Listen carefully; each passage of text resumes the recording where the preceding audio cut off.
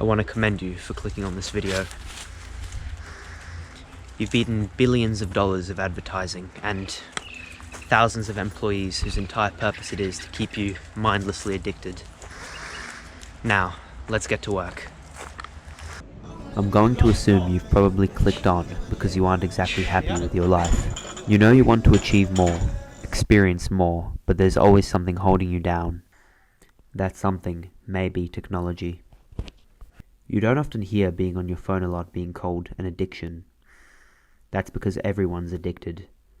Addiction has become the norm. Literal billions of people giving huge portions of their waking hours, their lives, to mindless entertainment. All so some geeks in Silicon Valley can make more and more money. But it doesn't have to end like this. There's still time for you to take agency over your life. The information in this video is by no means profound. It's all basic stuff, but it helped me drop my daily mindless screen time from upwards of 7 hours a day to under 30 minutes. Your ego may tell you that these steps are below you. Don't listen. That's the same voice that got you into this mess. This is probably the easiest, but arguably most effective trick to overcome your vice. First, set your phone to grayscale. If you reacted with, "Oh no," to this, or "But I like the pretty colors," your addiction is clear. The vibrant colors throughout your apps are precisely engineered to keep you hooked. By removing them, we take away one of our opponent's greatest weapons. Next, go through your app notifications one by one. For each one, ask yourself, do I really need this app to distract me from my life? If you do this honestly, you'll find that you silence 90% of your apps. If you're not confident you have the self-control to take more aggressive measures, I recommend stopping at this first stage for a while, until you feel ready to move on. Remember, you are more likely to succeed gradually than all at once.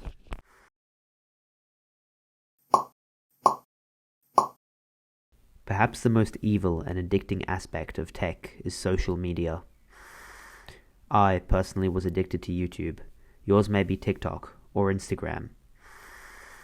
Chances are these are wasting your time. This stage is arguably the most difficult, so I recommend doing this one social media at a time over a few weeks. Decide whether each of these is necessary and benefiting you.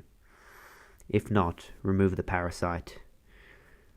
If you absolutely need a social media to contact people, then keep it, but make it hard to access, like putting it in a hard-to-reach folder. This will prevent you from opening it by habit, and if you do decide to open it, it will give you time to ask yourself if you really need to use it, or if you're just using that as an excuse to fall back into old habits.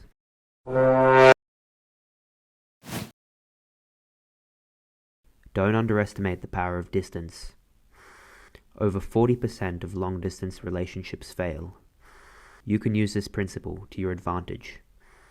Between ages 12 to 15, every day I would wake up, see my phone on the table beside me, and start mindlessly watching YouTube. Every single day. This started my days wrong and made my brain crave the endless scroll for the rest of the day. As someone who lived with this for years, please don't let this go on. The solution is simple.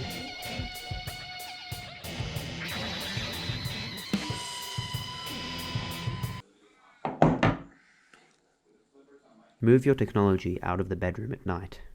Have a designated area, perhaps in the lounge.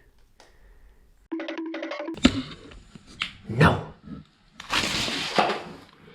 This way, when you wake up, you have no option but to begin your morning routine immediately, drastically reducing the allure of tech in your day. You can take this even further by keeping tech distance during your day, such as leaving the phone in the car during work, or never bringing it into the bedroom, of course, depending on your unique situation. Before I end this video, I want to remind you not to set unrealistic expectations. Technology is a nasty addiction, up there with the likes of some illicit drugs, so don't expect to beat it in a week.